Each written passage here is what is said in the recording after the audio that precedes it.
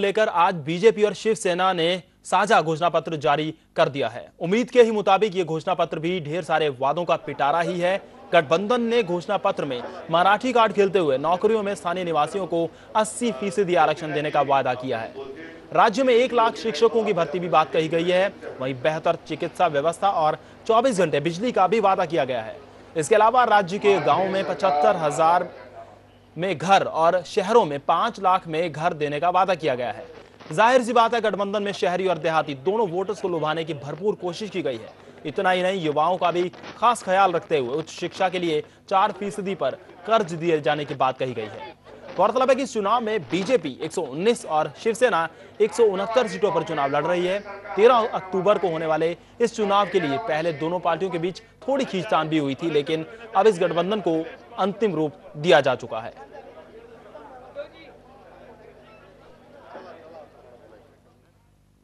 संतोष तिवारी हमारे संवाददाता phone line पर बने हुए, उनसे बात करते हैं। जी संतोष, जानना चाहेंगे, आज एक बार फिर से मराठी कार्ड खेला है शिवसेना बीजेपी ने, तो क्या लगता है आपको आने वाले विधानसभा चुनाव में किस तरह की हवा चलेगी, किस तरह का रुख रहेगा? क्या पब्लिक इनके वादों की तरफ थोड़ा यकीन करेगी?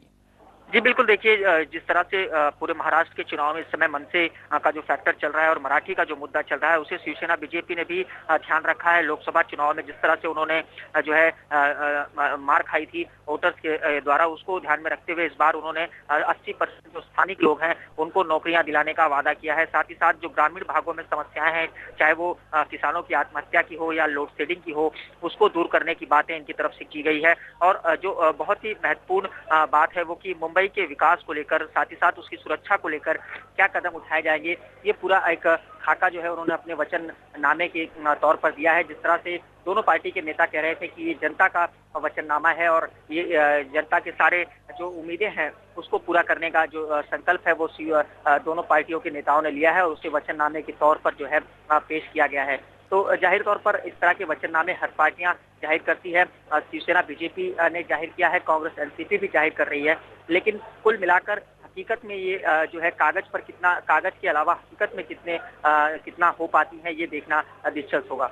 संतोष, एक चीज जानना चाहेंगे, जिस तरह से मराठी कार्ड खेल रही है बीजेपी और शिवसेना, अगर हम बात करें मनसे की, मनसे भी इसी तरह का कार्ड खेलती है, लेकिन जो सत्ता में पार्टी है कांग्रेस और एनसीपी, वहां से ऐसा कुछ भी नजर ज्यादा नहीं आता, चाहे इस बार वो खेल रहे हो। आपको लगता है कि मराठी कार्ड खेलने का फायदा हो पाएगा? क्योंकि एक तरफ तो मराठी कार्ड दो पार्टियां खेल रही हैं, वोट बटेंगे, और दूसरी तरफ जो हिंदी भाषी हैं वो किसको वोट देंगे? मतलब क्या मराठी कार्ड पूरी तरह से सफल रहेगा यहाँ? देखिए बिल्कुल, कांग्रेस एनसीपी भी ये चाहती है कि दोनों जो ये पार्टियां हैं जिनके आपस में लड़ाई करने की वजह से लोकसभा चुनाव में उनको फायदा मिला था, वो एक बार फिर इस मुद्दे पर लड़ें, ताकि जो नॉन मराठी वोटर्स हैं वो उनकी तरफ आकर्षित हो। और उनका का साथ पे ये भी मानना है कि जो ग्रामीण भागों के लोग हैं वो विकास के नाम पर वोट देते हैं, मराठी के नाम पर वोट नहीं देते। मुंबई की जनता विकास के नाम पर वोट देती है, इसलिए उन्हें कोई खास नुकसान इनसे नहीं होगा। लेकिन जाहिर तौर पर ये राजनीति है और कांग्रेस और एनसीपी ये जानती है कि अगर ये दोनों पार्टियां लगातार मराठी के मुद्दे को उठाएंगी और इन दोनों के बीच वोटर्स जो है बढ़ जाएंगे, तो महाराष्ट्र की सत्ता में आने में उन्हें बहुत ज्यादा दिक्कत नहीं होगी।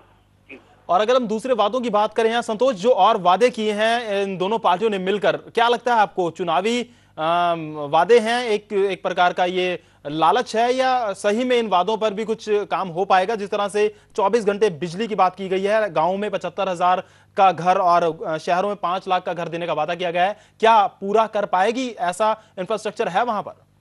देखिए, अगर मुंबई के विकास की बात की जाए तो वो उसको करने में जो है पिछली बार जो शिवसेना बीजेपी की सरकार थी उसको श्रेय जाता था कि जो फ्लाईओवर्स की पूरी संकल्पना थी वो इनकी सरकार की कारकिर्द में की गई थी, नेशनल हाईवेज बनाए गए थे। लेकिन जहां तक किसानों की आत्महत्या और लोड शेडिंग की बात की जाए तो उसको पूरी तरह से समाप्त कर पाना जो है अभी बहुत ही मुश्किल है, क्योंकि जितनी बिजली इस समय बनती है उसको जब तक जो उसका उत्पादन है वो नहीं बढ़ाया जाएगा, तब तक लोड शेडिंग की समस्या को जो है खत्म कर पाना ये चाहे किसी की भी सरकार हो उसके लिए मुश्किल होगा। तो ये कुछ ऐसी बातें हैं जो फिलहाल जो है अभी वो पूरी हो पाएंगी या नहीं, ये कह पाना बड़ा मुश्किल है। लेकिन कांग्रेस एनसीपी के पर हमला करते हुए उद्धव ठाकरे ने साफ तौर पर कहा कि जो हमने बातें रखी वो विजन 2014 के हिसाब से रखी है, मतलब हमने 2014 को देखते हुए ये सारे वादे रखे हैं और पूरी प्लानिंग के तहत हम इन वादों को पूरा करेंगे। ये वादे जो है खोखले नहीं होंगे। चलिए, बहुत बहुत शुक्रिया संतोष आपका इन तमाम जानकारियों के लिए। ये थे हमारे संवाददाता संतोष तिवारी, जो मराठी के नाम पर कार्ड खेलने वाले बीजेपी और साथ ही शिवसेना ने जो आज घोषणा पत्र जारी किया उस पर पूरी जानकारी हमें दे रहे थे। और फिलहाल यहां पर रुकते एक छोटे से ब्रेक के लिए। ब्रेक के बाद लौटेंगे कुछ और अहम खबरों के साथ। आप देखते रहें P7 न्यूज।